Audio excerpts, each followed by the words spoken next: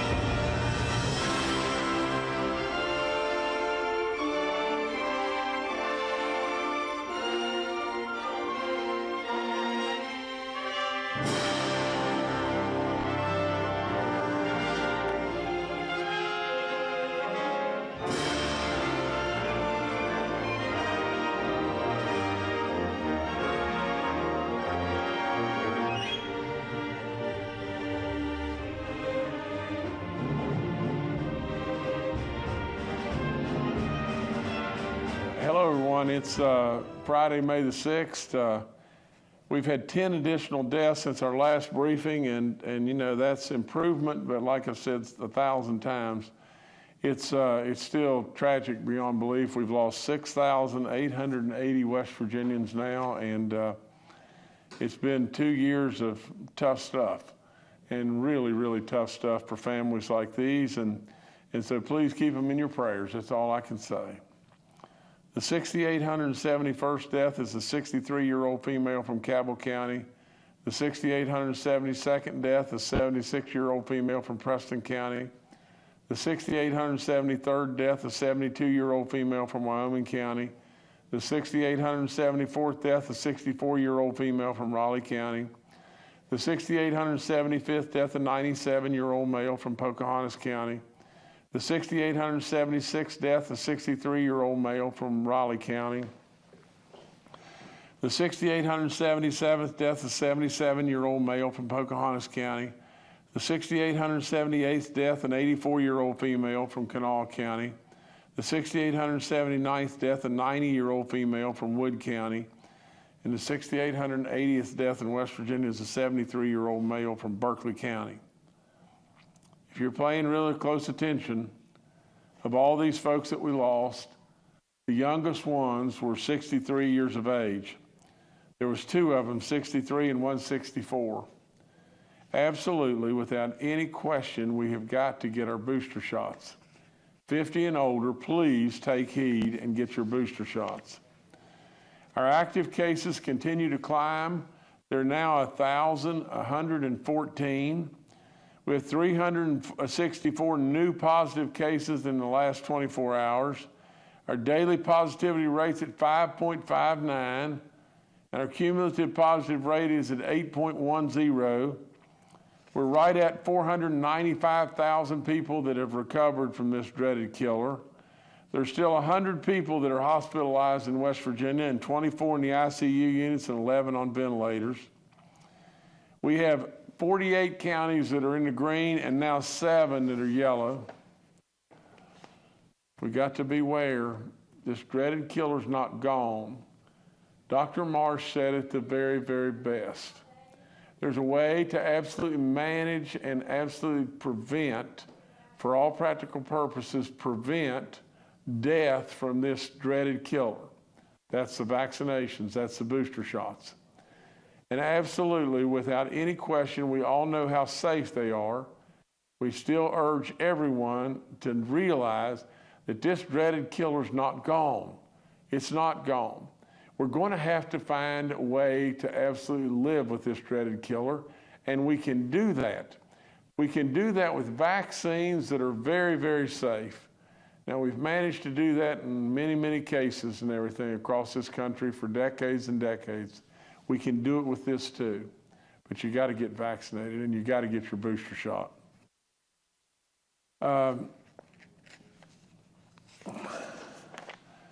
We still make little, slow headway as far as getting people across the finish line with their booster shots, you know, and, you know, the eligibility numbers, you know, from the standpoint of the 65 and older or 50 and older, continue to eke up slow but sure. We wish they would go faster, but nevertheless, they are moving and we are making headway. It's just slow. The new vaccine calculator is up. Dr. Marsh, WVU, General Hoyer, many are to be thanked and everything. They'll remind you of when to get your shots. You know, I remind you over and over about your second booster, especially, you know, I tell you the story right quick. You know, a great friend of mine called me up on the phone and said, Governor, what about getting this second booster shot? What do you think I ought to do?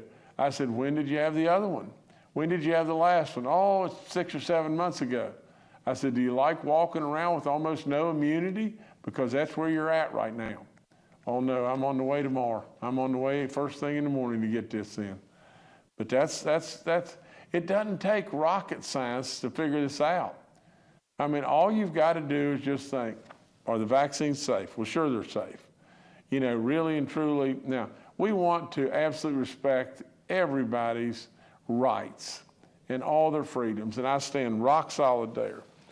But the vaccines we know are safe. With the vaccines being safe, we know absolutely if the more people are vaccinated, the less people we'll lose, the less people will be hospitalized. We know all of that and everything. The natural immunity helps. We know that too. But with all of this, at the end of the day, life is about stacking the deck in your favor in as many situations as you possibly can.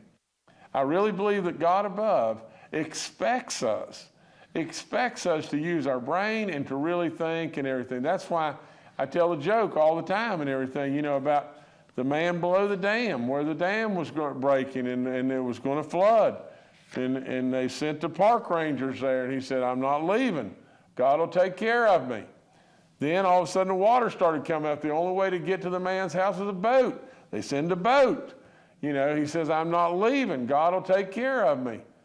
So then they leave again. Then the next way, the only way in the world to get to the man's house is a helicopter. And the man's sitting on the roof of his house. And literally the helicopter is touching down and the people are screaming, get on, get on, get on, jump, get on and everything. And he doesn't, and the man dies. And he's going through the pearly gates of heaven, and God's standing there and saying, he says, why, God, I knew you were going to save me, but why did you let me drown? And he says, I tried 3 times. I sent the park ranger, I sent the boat, and I sent the helicopter. Now you got to do a little bit for yourself, really. And at the end of the day, that's how I feel. And so as we go forward, I really hope that we'll stack the deck in our favor as best we can, and we'll stop these people from dying every day. Long-term care facilities, we have 26 outbreaks. We have no outbreaks in our church community, 9 inmate and 6 staff cases in corrections. The rental assistance program is still open for landlords and renters, and we need you to just call and see if we can get you qualified. The same thing with homeowners, the homeowners assistance program. It's an incredible program. Can put real dollars in everybody's pocket if you'll just call and let us walk you through it and see if we can get you qualified. I remind you about giving blood. It can't be more important, and especially if you've survived this dreaded killer and everything, check with your physician and see if they think it's wise, and if they do, really consider giving blood. Jump Start program absolutely is working, and it's worked right from the get-go. It's a $1,500 check. It's open right now for people that are still unemployed and everything. If they can go get them a job and they can stay on the job for 8 weeks, we send a check. It's just as simple as that. Copied the program off the people in Oklahoma, and it works, and it's working. Now I've got several announcements. I'm going to go through these pretty quickly. Yesterday, Nucor got their air quality permit for their facility in Mason County. We got it in a record time. That was great. Nucor is absolutely going to be a total non-emissions type, location and everything. Air quality is supposed to be terrific and everything. We're very, very, very proud to have these people as partners, and it just goes to show how great state agencies can work through, cross every T, dot every I, make sure everything is exactly right, all above board. We don't have to be like every state in the country and everything where it takes, forever and a day to get anything done. We get stuff done in West Virginia, and we do it right. And I commend our DEP, Secretary Harold Ward, and they've done great work in this regard. And this facility is going to provide an incredible amount of jobs, an unbelievable amount of jobs, and do so while absolutely doing great stuff for the environment as well. It's an unbelievable facility, unbelievable accomplishment by the DEP, and let's just keep moving forward. And we want to welcome any and everybody to give West Virginia a look. We do good stuff, we do it right, and we do it fast, and we don't do it, as a bunch of bureaucrats in West Virginia. So give us a look. From the standpoint of the Harmony Grove exit and everything, I announced that I am pledging the state of West Virginia's full support for the proposed project to construct a new interchange off Interstate 79 in the Harmony Grove area near Morgantown. This area is just absolutely just perfect for more and more and more growth opportunity and everything. I am proposing our entire support. There's a lot of hoops we've got to still jump through. We've got to see, that the dollars, will all match and everything, and the project just won't be a runaway project. But I really believe we can get this done, and this will only make things better in Morgantown. And that area is growing like crazy and doing all kinds of wonderful stuff, and we want to absolutely be supportive.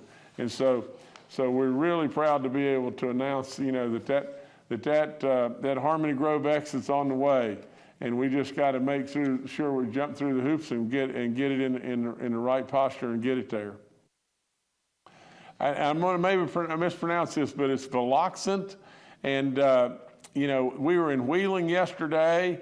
We were there with U.S. Representative David McKinley, and Senator Ryan was there as well, and this company is doing so many high-tech things, it's off the chart.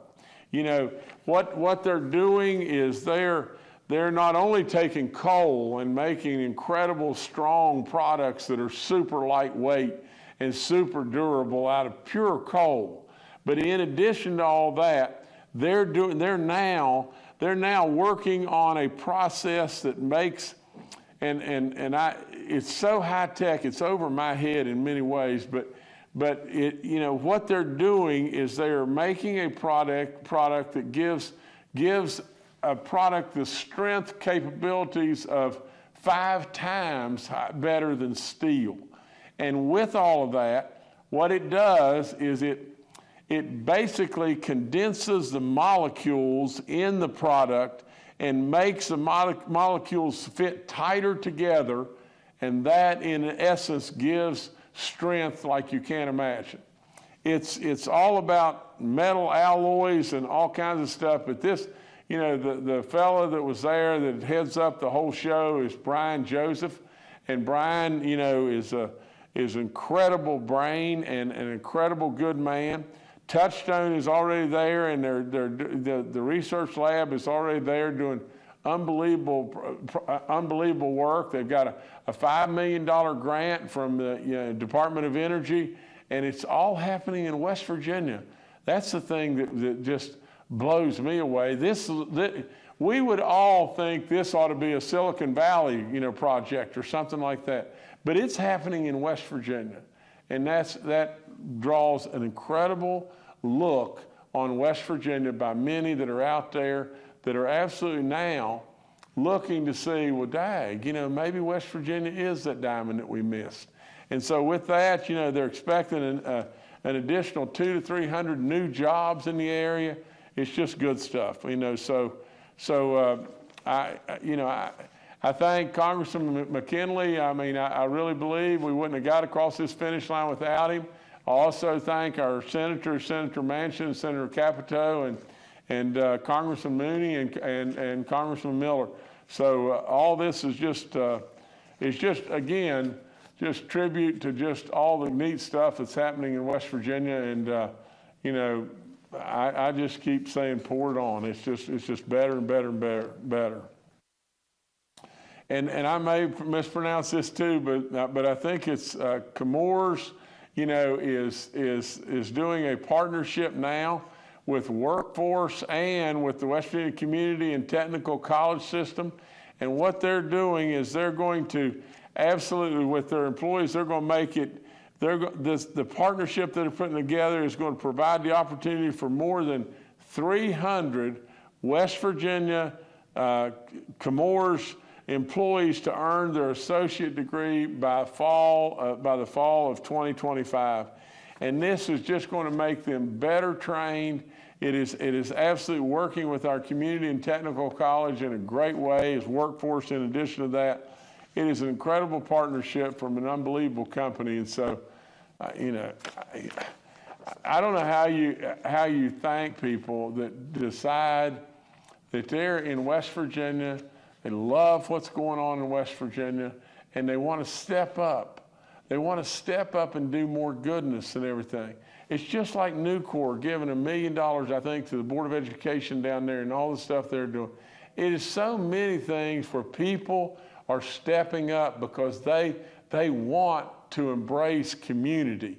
They want to embrace the love of their neighbors and try to take care and be good citizens, good citizens to our state. Just a couple more announcements and everything. We were at Pipestem the other day. You know, all the park renovations that are going on there are off the chart. It's the same at, you know, North Bend and Hawks Nest and all the different parks all across our state. We have invested in our parks, have we not? And in doing so, what's happened? What's happened? Absolutely, we return multiple of dollars because our parks are overrun by people. And that couldn't be better. Because many of those folks that are coming to West Virginia are making decisions to stay in West Virginia. Not only are they spending their dollars here, but they're going out and telling our message, absolutely changing our image every step of the way. So right there is where we're cutting the ribbon, and I just don't know. And on top of that, you know, this is one of the rooms that was remodeled and everything. I don't know if you can see it really well, but you can't imagine the view right there. It is spectacular beyond all comparison. So we congratulate the people over at Pipestem, and you know, good day.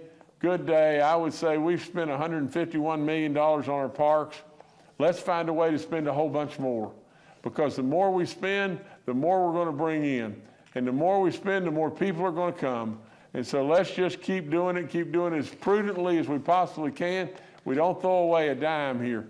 That's exactly the motto that we want to be carrying all the time. But at the same time, we want to do the good stuff that perpetuates West Virginia. Last thing I have, and this is something you got to pay real close attention to me about. This is not a celebration of an announcement, but this is our state of preparedness. You know, we're expecting some heavy rain and possible flooding over the weekend, and I'm declaring a state of preparedness right now for all 55 counties today. You know, with the threat of flooding, we've all got to realize that no matter what we do in West Virginia, we still have these mountains, and these mountains are steep. And you know, when the water starts coming and the water comes off these mountains and comes off these mountains steep, there's no way we can avoid all flooding. So with all that being said, we got to be really careful, and we got to coordinate with all the agencies and just make sure that we stay as safe as we can. Be really careful about driving through water. It's absolutely risky, and you really should not do that. So with all that being said, that's all I got right now. All right, thank you, Governor. Let's now go to Dr. Clay Marsh, our coronavirus czar. Well, good afternoon. And in support of what the governor said, there's some recent information that really is just so important for all people in West Virginia and all people in our country to really be aware of. And that data has to do with the very, very real still risk to really specific populations to have the most severe consequences from COVID-19 infection, including hospitalization and death. And that is for our elders. And what's become very clear is that not only is it important to get your vaccines, and of course, we absolutely want everyone who hasn't been vaccinated to please consider getting vaccinated, but particularly for our elders, for our folks over 50 and 60 and 65 to 70, we know that the duration from the last vaccine that you've had does give you a higher risk of loss of potency from that vaccine. And some important data that's come out of Israel says that if you're a normal person who is eligible for booster shots, then getting your third shot, your first booster shot, is important and reduces your risk of severe disease and dying about a third. And if you follow that over several months, we know that that number starts to go back up a little bit again after 4 to 6 months or so. But getting your next booster shot at that point, if you're eligible in the United States over 50 years old, further reduces that, by another third. So that gives you a 9-fold reduction in the risk of severe disease and death from people that have only had 2 shots. This is not unvaccinated. These are people with just 2 shots, and particularly in elders.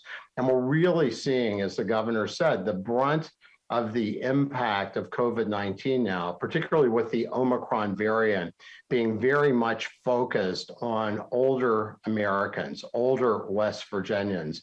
And so it's really, really critical that if you are in that older age category, which in the United States is really over 50, and West Virginia, 95% of our deaths have been in West Virginians over 50 years old, then we really want people to consider that, being up to date with your vaccines. And if that's a second booster shot or your 4th total shot, then that gives you the most protection that you can have. The other couple things that have been found is, and we've talked about this previously, but a new study done by the World Health Organization looked at all of the deaths from COVID and also excess deaths that every country reports. And 10 countries, including the United States, accounted for 68% of these excess deaths. And in the United States, our excess deaths have gone up higher in 2021 than they were in 2020. Many countries had higher numbers in 2020 because of the availability, the lack of availability to the vaccines that we've had. But in 2021, even though we've had the vaccines, our numbers went up. But the World Health Organization they project that we've had about 15 million deaths worldwide from COVID-19, as opposed to the number that they report officially, which I believe is right over 6 million deaths, which is still just a tremendous number of deaths. The other thing that is really important to know is that in the US, we are going to approach 1 million deaths directly from COVID. And we know that those excess deaths make the true number of deaths that have been related to COVID much higher. We know that this is in older Americans primarily. So please, again, get your booster and be cognizant of that. The last thing is there's more and more that's coming out around long COVID. And it's really clear that if you've had really severe illness with COVID, been in the hospital, been in the ICU, your risk of having long COVID-like symptoms are much higher. But even in people that just have very subtle infection get better, in many studies now, they're reporting up to 30% of people who have had relatively mild COVID symptoms and gotten better do get long COVID symptoms. And now more and more, we're seeing that children are also at risk for having this same problem. So another reason to be careful to get your vaccines, to get your boosters, is because we know that also reduces your risk of developing symptoms of long COVID. So for all reasons, please go to the vaccine calculator, make sure that you know what you're supposed to have, and please stay up to date with your vaccines. It makes a meaningful difference to all of us because it reduces some of the risk of spread of COVID-19, but particularly it saves the lives of the people that are the most vulnerable, and those are lives of people that we can't afford to keep losing. Thank you. All right, thank you, Dr. Marsh. Next to retired Major General Jim Hoyer, the director of our Joint Interagency Task Force. Good afternoon. Just a couple of data points to reinforce what the governor, excuse me, and Dr. Marsh have pointed out.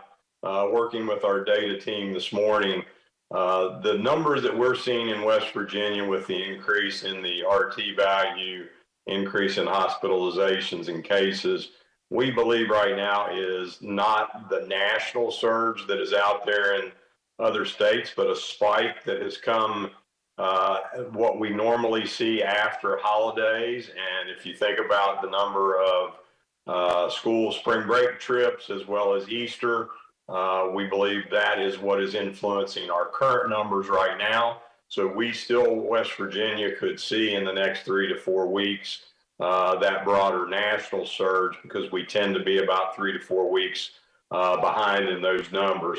So again, bring that up to reinforce what the governor and Dr. Marsh have pointed out. Exceptionally important to stay up to date on vaccines, particularly for West Virginians over 50. So if you're going to be traveling with family and grandchildren this summer, really important to stay up to date. Remember that the 1918 pandemic, when we had a much smaller population and was less mobile than today, lasted from February 1918 to April 1920 before it was considered endemic. So we have a ways to go. We've got to continue to be prepared. The last thing I'd leave you with, some good news, and part of the reason that the governor continues to press this education effort on vaccines. From April 6th to May 6th, we had 6,481 West Virginians who took the time to be educated on the value of the vaccine and went out and got their first dose of the vaccine. So we continue to make progress with that and with our third and fourth shots, and we will continue to press and make them available to all West Virginians. Thank you. Thank you, sir. Dr. Inamjad, our State Health Officer, is also joining us today and is available for questions. Secretary Crouch had prior engagement today and will rejoin us next week. We'll go to questions from members of the media now. Our first question today is from Charles Young with the WV News. Hi, this is Charles Young with WV News. General Hoyer, could you expand a little bit on what you just said? What exactly in the data did we look at that indicated that this current surge is from the holidays? Thank you. General, please. Yes, sir. Governor, is that okay to go ahead? Yeah, please, sir. So, Charles, we've got a really exceptionally good data analytics team that looks at the trends in the transmission rate, that RT value that the governor and Dr. Marsh, Dr. Amjad talk about, as well as looking at hospitalization numbers. And they look at this across areas, as we discussed, from holidays that we've seen over the last 2 years of doing this and travel. And that is what has led us to look at this as a spike as opposed to a trending in numbers of the national surge that we're seeing in other states right now. We'll continue to stay on those numbers. It's becoming increasingly challenging for the data team to look at things because of the testing numbers. So that's why we'll continue to stay focused on hospitalizations going forward to make sure that we maintain the integrity of our system. Thank you. All right, thank you, Charles. Next to Paul Mullen with WCBC. Good afternoon, Governor. Good afternoon, everyone. Governor, first of all, I wanted to know if you had any update on that water line situation in Piedmont. The second question, which is maybe a little bit related to that, is more of a general economic development question. When you recruit a business like Nucor, that's traditional economic development effort. But in the next decades, what I see, and I think you see the same thing, is that we're going to see more people working from home and a better opportunity for people to work from a place like West Virginia instead of heading to an urban area, which is more beautiful, to be honest with you. I know Mark Curtis puts up pictures all the time of sunsets around Charleston. I'd rather see that. I'd rather see that view you showed out the hotel room than anything else. Is there an economic development initiative underway that would target people on a one-to-one basis to come to West Virginia and make it home? Thank you. Paul, I think we're doing all kinds of stuff. Well, you know, within the tourism department at this point in time, there's other different organizations, that within our government that are working on different approaches and all that. But Paul, let me just say just this. This is my 2 cents. West Virginia should never forget their natural resources, and we should be proud of our pond in that. But we should strive towards diversification every day, and I've done that since I walked in the door. With that, you know, whether it be high tech, higher ed, manufacturing, tourism, whatever it may be, we're trying to grow all across the board. Just the other day, you know, at the meeting that we had, or the event we had in Wheeling, here you've got a high-tech firm that is, I mean, it is beyond belief what they're trying to be able to achieve right there in Wheeling. Now, with all that being said, Paul, your question was more centered around, you know, with more and more and more folks working at home, is West Virginia not poised to take more advantage of that than you would be sitting in an apartment in the middle of New York City? And absolutely, without any question, we are more poised for that. You know, I've said it so many times, you can have the job of a lifetime now in West Virginia, and you can live in paradise. And so how we market that and what we do and everything will be another challenge, another step forward. And Paul, you're dead on the money right.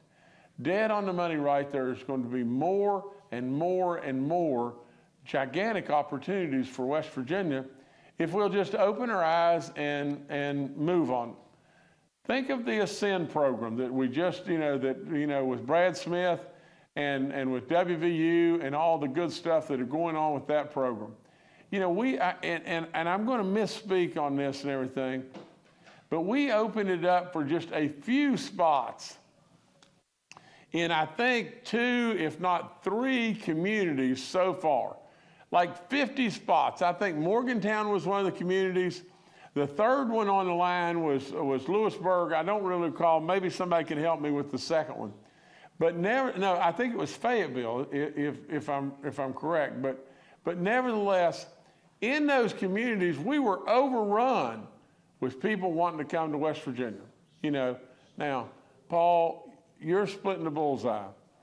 We are knocking it out of the park with tourism. We're having people step up like Brad Smith and all the great stuff that's going on right there.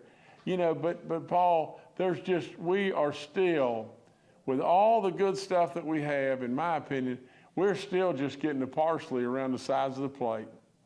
The real meat and potatoes is still there for us. There is so much still right there, right for the taking.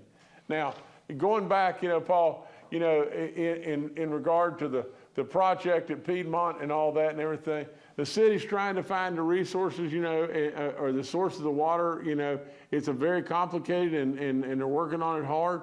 I don't know any more than that right now. Our people are all over it and everything, but, you know, the PSC is greatly involved, and we're going to stay right on top of it and everything and get to the bottom of it. Now, that sounds like a political answer, but, Paul, I'm giving you everything that I know right now.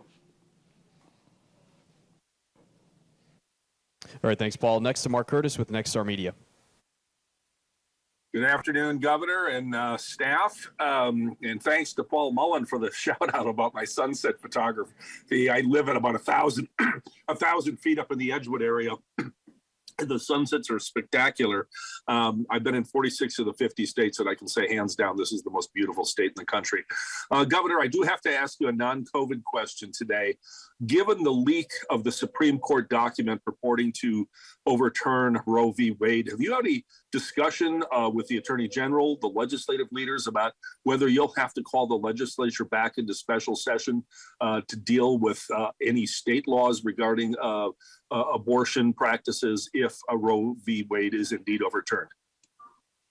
Well, Mark, I have not had the conversation as of yet, and I've purposely not had it as of yet. I would welcome, you know, to speak with anybody and everybody if they call and, you know, and want to talk about it. But the bottom line of the whole thing is, I think we need to always be prudent in what we're doing and not jump to conclusions, you know, until the official word comes down from the mountain.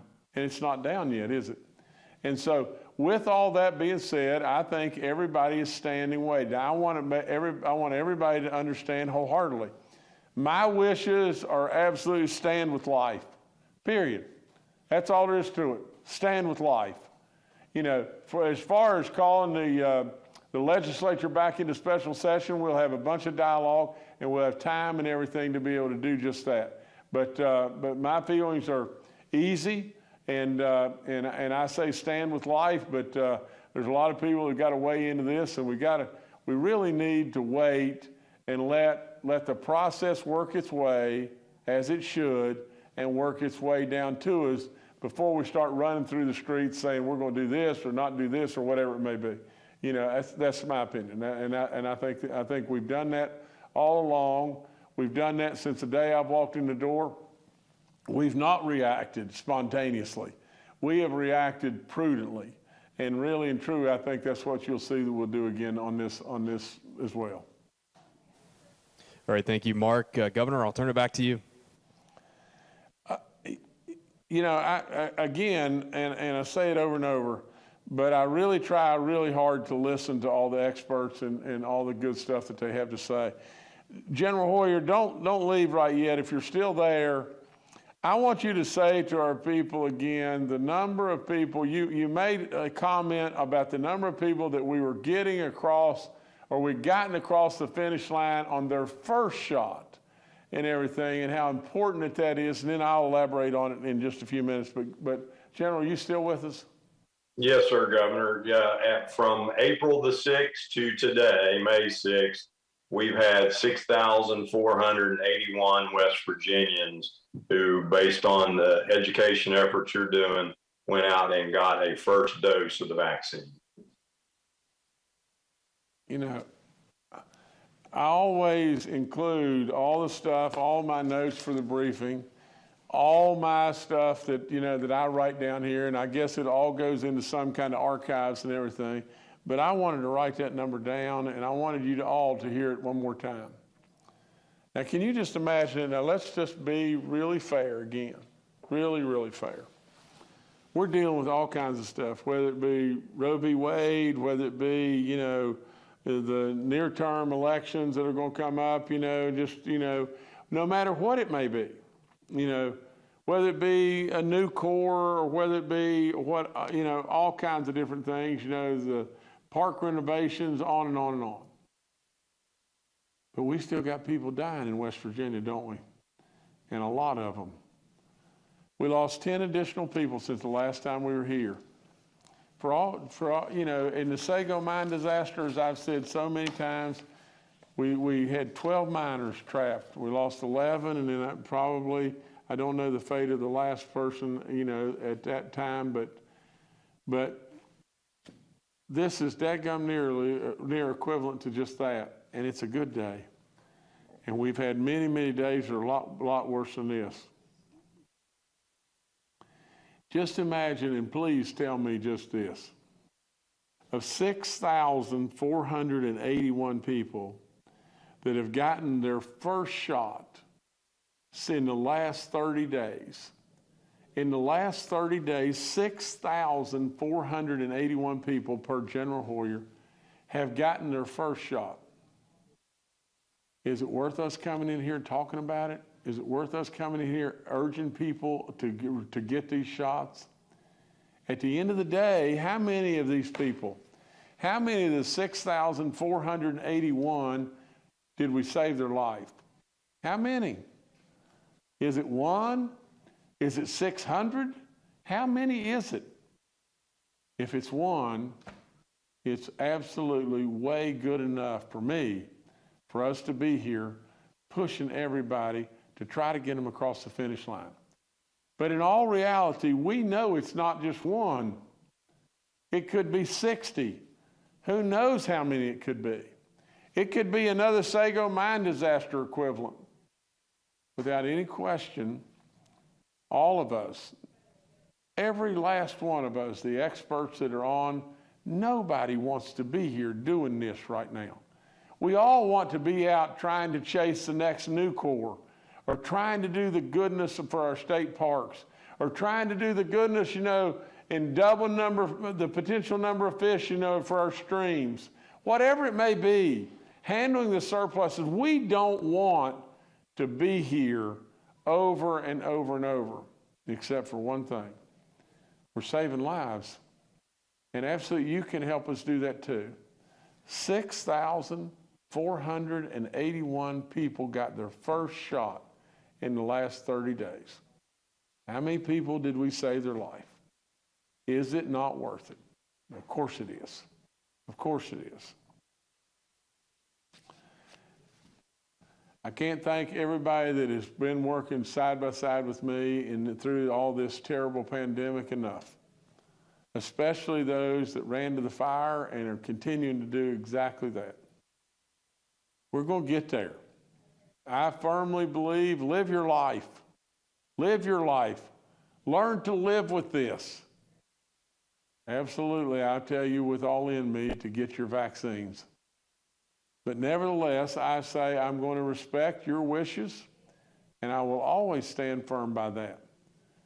Now, with that being said, last words, and I can't say it any more bluntly. Look, I just turned 71 years old. I had COVID a few months back. I had had all my vaccines and all my booster. And at that point in time, it really was really tough. For 2 days, it was really tough. Did I really think that I maybe could die? Not necessarily. I felt confident in the vaccines and what they would do. And literally, after 2 days, it turned like that, and I was back on the mend. Now, absolutely, I've got to tell you that if you're 50 and older and you are up for your vaccine, your booster, you got to go do that right now. You got to do it for me, for baby dog. You got to do it for all of us. But more than importantly, you've got to do it for your loved ones, and you got to do it for yourself. Now, I don't mean to go on and on. 6,481 stepped up for the first time. All you've got to do is go get your booster. You've already been there. Without any question, you've got to do it. This thing is starting to slip just a little bit. We've got over 1,000 active cases now. We've got 7 yellow counties in West Virginia now. We can beat this thing down, period. The only tool we got in the toolbox is the vaccine. That's the only tool in the toolbox. You got to take advantage. Thank you so much.